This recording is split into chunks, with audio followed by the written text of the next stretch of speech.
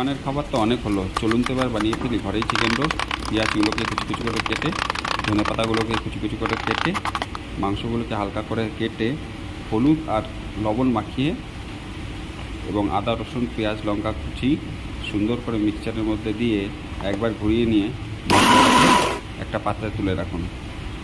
Chicken মশলা এবং দইটাকে ফেটিয়ে সুন্দর করে মাংসটাকে 10 মিনিটের জন্য ম্যারিনেট করে রাখুন।